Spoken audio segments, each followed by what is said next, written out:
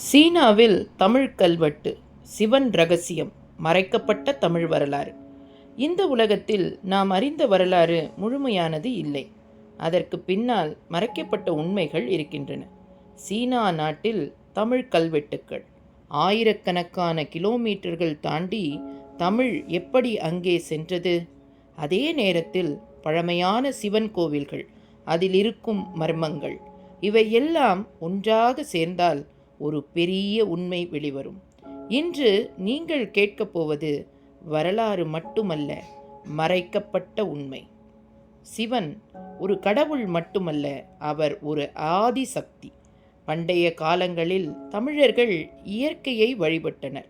அதில் மிக முக்கியமானது சிவன் வழிபாடு. லிங்கம், energy simple, Natarajar, universal dance.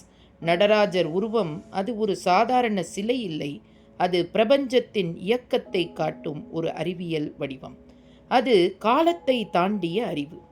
இந்த கோவில்களை பாருங்கள். பெரிய கற்கள், அதிசய கட்டுமானம். இவை எப்படி கட்டப்பட்டது? No modern machines, perfect symmetry, sound vibration point. சில ஆய்வுகள் சொல்கின்றன இந்த கோவில்கள் எனர்ஜி சென்டர்ஸ். Magnetic field. நீங்கள் கோவிலில் நின்று பார்த்தால் ஒரு வித்தியாசமான உணர்வு வரும். அது சாதாரணம் அல்ல. தமிழர்கள் ஒரு இடத்தில் மட்டும் இருந்தவர்கள் அல்ல, அவர்கள் கடல் கடந்து கடந்தவர்கள். பழைய கப்பல்கள், வர்த்தக பாதைகள். தமிழர்கள் சீனா, கம்போடியா, இந்தோனேஷியா பல நாடுகளுக்கு சென்றனர்.